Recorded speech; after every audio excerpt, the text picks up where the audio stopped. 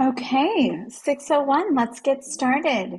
Good evening to everyone who is joining us for our 7 Sterling webinar series designed to give you healthcare providers across the healthcare spectrum and specialties pearls to help you feel more confident in supporting your patients with mood and anxiety disorders across the reproductive lifespan.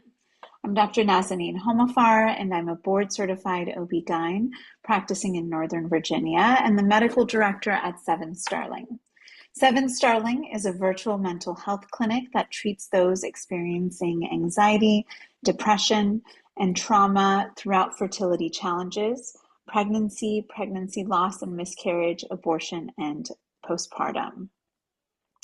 I'm simultaneously admitting people and also getting things started. I'm honored to be joined by Dr. Crystal Clark. She is an associate professor of psychiatry at the University of Toronto and associate head of research at Women's College Hospital. She has dedicated her career to reproductive psychiatry and the advancement of maternal mental health as a researcher, educator, clinician, and thought leader, and our favorite advisor to 7 Sterling. Today we're talking about SSRIs. Thanks for joining us, Dr. Clark. Well, thanks for having me as always. I know we've done this webinar before and it's one of our most popular ones. I think I know for you, it's something you know like the back of your hand, but for many of us, it's something that we're still learning. So I'd love to jump in and cover the basics of prescribing selective serotonin reuptake inhibitors for specifically perinatal and postpartum anxiety and depression. We know that SSRIs are the mainstay of pharmacologic treatment for perinatal depression and anxiety as a complement to therapy or potentially on its own. Later on, for another webinar, I want to talk to you about a study that came out of Kaiser looking at how effective talk therapy was just for addressing preterm delivery, but I haven't told you my idea for that webinar. And as we get more comfortable discussing perinatal mood and anxiety disorders and screening for them in our practice, we may find ourselves needing to prescribe medications. We know that there's a shortage of reproductive psychiatrists in the USA, and that several initiatives are trying to focus on training up other providers to help with addressing maternal mental health. So in the next 25 minutes, I'd love for us to talk about when to prescribe SSRIs, how to counsel your patients on initiating SSRIs in pregnancy and postpartum, how to prescribe some common ones, and if we have time, we'll talk about Wellbutrin as well. All right. Great. So let's jump in. When do you recommend prescribing SSRIs for patients who are pregnant or postpartum? And do you base it on anything? How do you think through it? And like how long do you wait for talk therapy to work? Yeah, so great question. And I think this is a challenge for many in the field who are maybe not a reproductive psychiatrist, for instance, but the way we think about this is in a few different ways. The most basic being that moderate to severe symptoms are when we think medication. And the literature would say more moderately severe. It's like mild to moderate, you can still be, you could still benefit from therapy. But as the symptoms progress to be higher than that or more severe than that, then medication becomes the first line. But that is if the patient's willing to take the medication, of course. Many still may not want to take medication.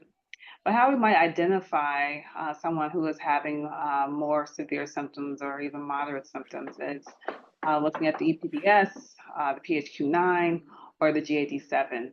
Because we know that postpartum depression is a misnomer because there's a good amount of postpartum anxiety during the postpartum period as well.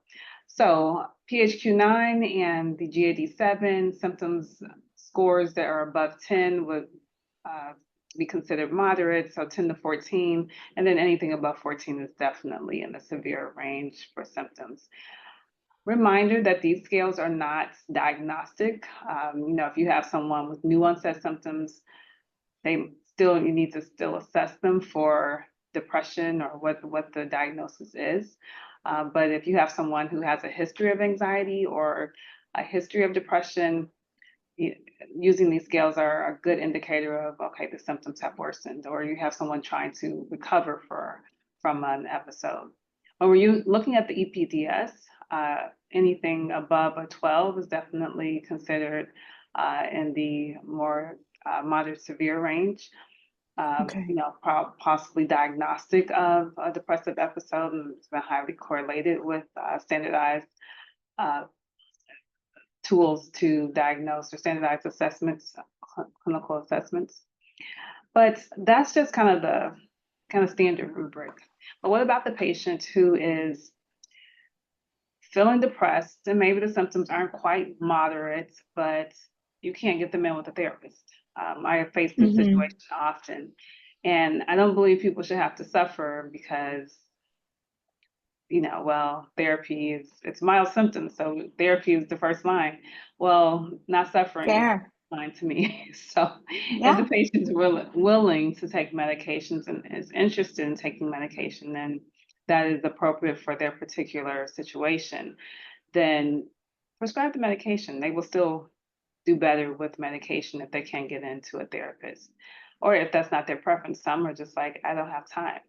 I don't want to drive to the therapist. They're not interested. They really Right. want to get better quicker. And more often than not, the medication is going to be a quicker response. In terms of Got how it. long therapy, I tell people 8 to 12 weeks is a good kind of standard window of time and ideally they're seeing this therapist every 1 to 2 weeks. The best model is, Okay. I would, in my opinion.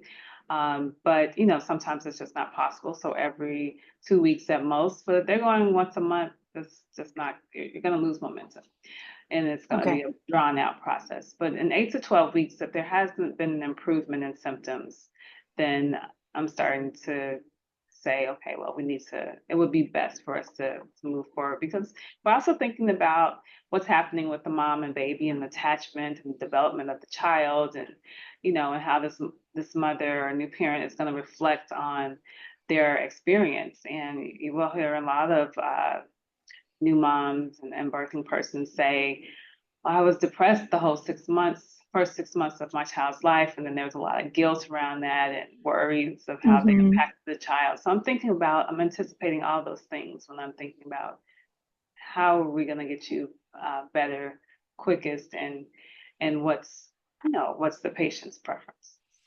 What do you do? One scenario I've come up with is like that 2 week postpartum visit where people are in the depths of it, Hmm. right? And they haven't been able to come up for air, but they do have a concerning score.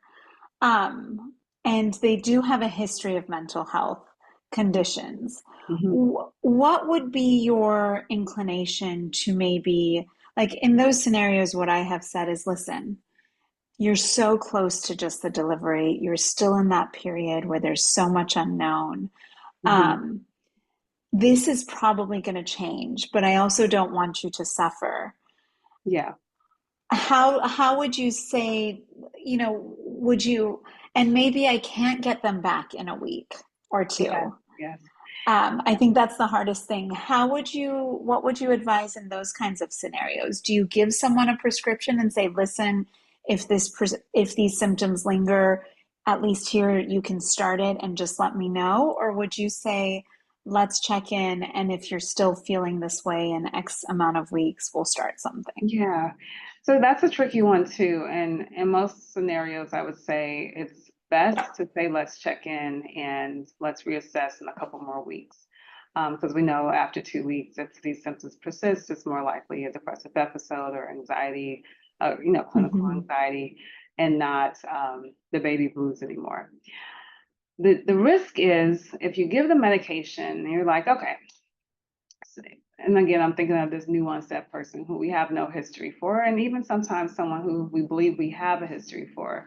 Like, let me just give you the Zoloft, and if you still are feeling bad, start it.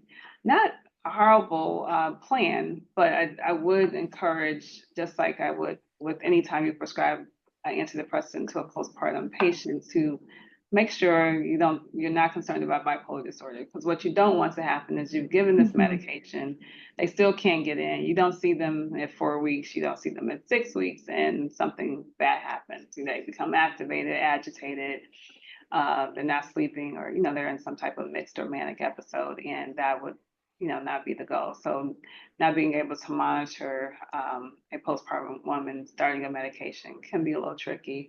um, in most cases it'll go fine, but it's just all you need is that one case that doesn't. So And for the audience, Dr. Clark's one of her areas of expertise is bipolar disorder in pregnancy and so it's always postpartum. And I know, so that's yeah, and how often it's underdiagnosed and it presents in these scenarios. So I know that's a good reminder to not let go of that on your radar. yeah. Do do you have any SSRIs that you think are more risky or shouldn't be prescribed in pregnancy? How do you think about the safety profile? Yeah, so SSRIs have been so studied. Yeah, I mean, they're more studied than any drug class ever that we use in pregnancy. I often talk about, we're using anti-epileptics, we're using insulin, antibiotics, just different drugs that we haven't even studied the prenatal vitamin, I think, well enough personally. But so some of these over the counters, we don't know where people are getting, but I Oh, digress. yeah, um, supplements in general. yeah, so antidepressants overall as a class are, pretty low risk, is what I would say. We don't have any randomized controlled trials to say they're definitively safe, but low risk. And where to start. So we start with the ones that have been studied the most, which is why you see so much use of sertraline, because it is one of the most studied within the class, even though the class itself is pretty well studied. And we start with the ones that are have not been associated with any concerns for cardiac malformations or other congenital malformations. So, for instance, paroxetine, we know years ago it was associated with a cardiovascular malformation. More recent years, it's not considered to be as risky as we thought. So we don't take people off of it. If someone's coming in, they're doing well on paroxetine, leave them on it. But Hmm. it's not the first antidepressant we would go to because of that history, even though we consider it to be pretty low absolute risk at this point. So, the three I would think about is your citalopram, your escitalopram, and your sertraline as kind of the first lines. And then from there, if the patient hasn't responded to one of those or has had bad experience with one of those in the past, then you move on to, your fluoxetine. The paroxetine is, you can consider that a second or third line. Um, yeah, and fluvoxamine, we have several antidepressants. So yeah, And to be clear, and you're talking about, just to remind people, you're talking about initiating for the first time, not the initially, patients that are already established on something and working for them, which they can generally continue. absolutely. There's Correct. Okay. no SSRI antidepressant that I would say, oh, you absolutely need to stop that one. Now Okay. there are some newer drugs, so when Hmm. anyone's listening and thinking about, well, what about Vibrate and Trintellix and Yes, yeah, I've had two patients mention those, and I had no idea yes. Um, until they said it. Yes, and so I would say that there's just not enough data on those medications. We just don't know a lot about them in pregnancy or even in breast milk transfer. We just don't know a lot. Now, with that Okay. said, They're like SSRIs though, right? Or they're not true SSRIs. Um, okay, so yeah, and we that's can why I talk bring about them that. up because that can be a little confusing for people. People sometimes lump them in the SSRI group, which they're not. Got Um, it. So newer, but any newer antidepressants, no matter what class it falls into, we just generally don't have a lot of information on that medication. And then you have to think about, well, have they failed everything else? If that's the case, leave them on it, letting Yeah. the patient, of course, letting the patient decide based on our limited knowledge of that drug, how they feel, and weighing the risks of, okay, well, what happens if they stop it? What past episodes been like? What's the risk that they're going to be hospitalized, suicidal, etc. But if they happen to be one of those cases where it's like someone was anxious to try Trintellix, they just started them on that and they've never taken anything else, then they should be tried on something that is Else. Okay. more studied. Do you use the same SSRI to treat anxiety and depression, or do you think about it differently? Because, like, if you saw a GAD-7 that was high, but the EPDS was a normal score, Yeah. would you, yeah, how does that direct which of the three first line meds you might pick?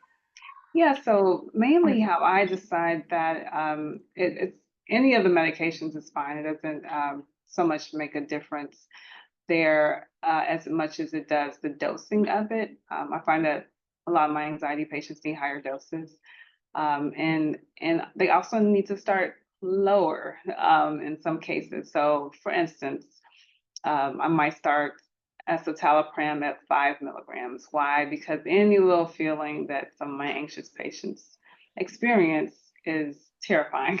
They start to have maybe health anxiety or excessive worry about what this medication is doing to them or the baby. They might experience things that the medication, frankly, does not do. But definitely, if they're experiencing an adverse effect that we expect with some of these medications, like headaches and GI upsets, the more profound that is for them, the more likely they are to stop and not continue the medication. So I try to ease them in more gently, but they might definitely need the max dose or even a little bit higher to get full remission of their symptoms. Let's actually go straight into that because I'm Yeah. looking at the time. So we mentioned some of the options. Mhm. Let's go through, let's start with escitalopram, which is Lexapro, and think about like how would you titrate that? Yeah. And then is it true, is it across the board that for anxiety, for any of those SSRIs, you're going to need higher doses, or is it just for escitalopram? No, I would say across the board, and it's very much personalized. This will not be the case for everyone, but be just have it on the radar. That a Okay. patient might need a higher dose, and that's not abnormal to treat the anxiety. Everyone won't. It's very much individual, not a one size fits all in any way. In terms of dosing, so starting with escitalopram, I typically am trying to, if it's a new onset episode or, impairing anxiety, then I'm trying to see them every 2 weeks at least.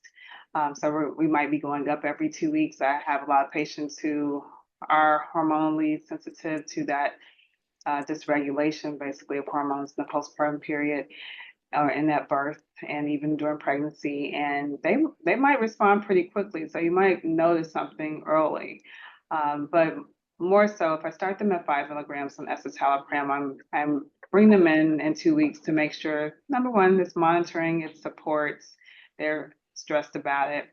But also, I'm trying to make sure they're not having any side effects, if they're still taking it. And we're trying to see if there's any early signs that this is working for them. And, Mm-hmm. if it's the early sign that it is working, symptoms haven't remitted, we can give it another 2 weeks to see if they fully remit to get that full 4 weeks, or we can go on up, um, depending on how much improvement they've had. And you're going up to 10 milligrams then Yeah, I'm in going up two to 10 weeks? milligrams. Yep. And really, I want to get to 10 milligrams before I wait for 4 weeks to get that 4 week, 4 to 6 week response. And then Okay. that next 4 weeks, if they haven't fully remitted, then we're going to go up again. I would go straight to 20. Some patients are like, oh, that just seems high. They want to Okay. go to 15. I will meet the patient where they're at. We don't have to, I would tell them my recommendation, but they might want to go slower, and that's okay. But no need to go to 15. You can go straight to 20 at that point if they're tolerating the medication, fine. But for someone with anxiety, they might need as much as 30. Someone, Okay. even in some cases of depression, they might need as much as 30 of escitalopram. Similarly Got it. with sertraline, sometimes I have patients who are just really sensitive to that strong serotonergic, presence of sertraline, and we'll might start at even as low as 12.5, but the goal of getting to 50, which is a true therapeutic dose. 12.5 and 25 are like really nothing, unless you have someone Okay. who's a poor metabolizer of the medication. So you're trying to get to 50, but if you're easing them in, you're like, okay, 12.5, you're okay, you're doing all right. All right, 25, you can go up every couple of weeks, get to 50, hold, see if they get better in the 4 weeks. If not, go up to 100, go up to 150, you can do that. And once you get to 50, every 4 weeks, going up more by 50 until you get remission. And Got if it. you don't get remission, by 200 or even as much as 300 with someone anxious, switch medications. Dr. Clark, I'm seeing that the version of Zoom I'm using is going to kick me off in 10 minutes. And I've I seen that can't too. control that. So Okay. I'm sorry, everyone. We'll fix that for next time. We're using a new Zoom, like a different Zoom platform, but let's make sure. I mean, that was our goal, but we won't Yeah, be going over this time. yeah. And how about fluoxetine?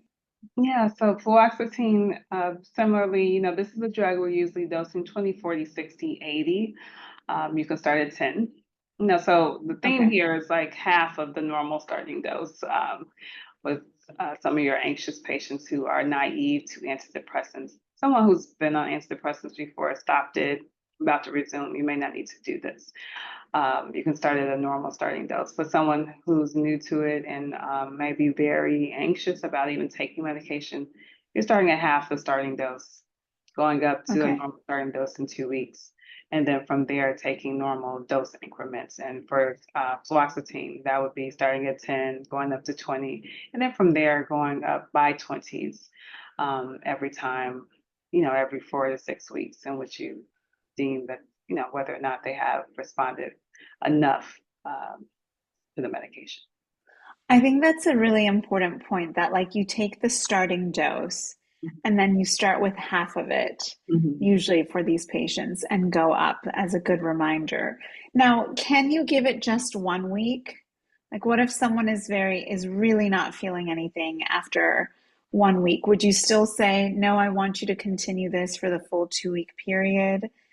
Yeah, Um, I would. And that can vary. There's not a perfect science to this, to be honest. So in a situation where I have a patient who's, severely ill, but maybe you don't want to put them in the hospital for whatever reason, or I can think of some scenarios that I've recently experienced. In a week, I'm like, okay, are you tolerating it? No side effects? Okay, let's go. Let's go up. So yeah. there are definitely some scenarios in which that makes perfect sense. Are the side effects very similar for all of these, or are there some side effects that you think we should know for some of the medications compared to others? Yeah, great question. Side effects are typically similar, being headache, GI upset, whether that's constipation or loose stools. Those are the main things. But I tell you, I will have patients who come in with stuff that I'm just like, okay, they've Googled it, they saw it on TikTok. In my We see it experience, with birth control all the time, yeah, and I'm like, right. I really haven't read that before or Right. seen that anywhere. And you're just Okay, like, okay, I know the room shouldn't spin. I don't know, but and sometimes you kind of have to assess like, is this their anxiety, their anticipatory anxiety, their worry about the medication, and try to right, encourage them to just can you just sit with it a little bit longer, maybe another week. Let's see what happens.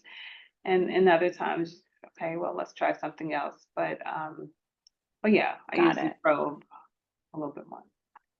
And how do you counsel them about? I know you said these are SSRIs are the most commonly studied medication, but anything that we should tell our patients who might be breastfeeding or chest feeding? Yeah. So in terms of that, I think the one thing, if I was to give it one pro today, that would be that, fluoxetine has the longest half-life and it has the most transfer in the breast milk. Not saying it's contraindicated, but, if you're picking a medication that you also want a person to breastfeed on who has never been on medications before, then again, that would be the reason why fluoxetine would also be, lower on the list of what to start with because of its transfer in breast milk. But we really don't see much adverse effects with the the antidepressant exposure and breast milk either. Fantastic. And we have about 5 minutes. I want to see if there's any questions from the audience. I still have some things that I can bring up, but I Yeah. um, just want to see and make sure that the audience can ask questions. I believe that's turned on. Any questions? And I'm going to say, Chris, I see you're on there. So if you have a question, can you text me if you're not able to? Um, Looking to and I send. don't see. Yeah, I don't see. I Yeah. was so two things, and maybe I think the Wellbutrin we should save for another. Yeah. Um, doesn't I let you unmute, but I can you can send a highlight that question in really the quickly. chat? Yeah, Um, sure. just in terms of breastfeeding, I think if I want one thing for people to know about bupropion, also known as Wellbutrin, it's not a medication we're concerned about in pregnancy, but because of the two case reports of cyanosis and seizures actually during breast milk or breastfed children, Oh, there's some concern about, like, is that a real associated risk factor with this medication, or whether there's too many confounding factors in those cases to really tease out any effect of the bupropion. But for that reason, we take caution, we encourage monitoring for any concerns, but again, not contraindicated, but because of those two case reports, maybe not the first thing you go to. And if it's someone who's already been taking it, don't stop the Wellbutrin, but just let them know of those two cases. We believe there's confounding factors with those two cases. It's probably just fine, but monitor closely. and I always tell my patients, like when I see that they're on Wellbutrin, it means like that SSRIs did not work for them, that it took them a while to get there. Is that an accurate statement, or would some patients just start on Wellbutrin for Yeah, their anxiety and depression? yeah. So it would not be the first line for sure. But that doesn't mean that someone didn't start them. That wasn't the first drug they chose. So you really have to ask the patient how they got there, which will be important information. I definitely wouldn't recommend it be the first line that people start with. Anxiety, in fact, Wellbutrin can make anxiety worse for some people, especially as you get to higher Okay, doses of it. But some people that it's like their monotherapy, they love it. It's great. they can continue. Yeah. Well, Dr. Clark, thank you so much for sharing your knowledge with us. I have a running list of, I mean, like I said, we've done this 3 times and I keep adding to my notes. And when I'm seeing patients, I go back Yeah. and refer to those notes. So thank you for the takeaways about the safety of these SSRIs and how to titrate it. We will have this webinar available, the recording available for other guests that registered. And to the providers who joined us today, we hope these 30 minutes were engaging and informative. A reminder that Seven Starling is seeing patients in 10 states now. So when we first started this, Dr. Clark, we were like 3 states, Yeah. Virginia, Maryland, DC. Now we're Arizona, Illinois, Nevada, Texas, Virginia, Maryland, DC, North Carolina, New York, and Pennsylvania. We also Amazing. accept many insurances, and Medicaid is around the corner, which I am so thrilled about. I know Virginia, like they're putting it into place. We're Mhm. not ready to launch it yet, but that's going to be huge as well. For more information, you can respond to the newsletter or email practices@sevenstarling.com.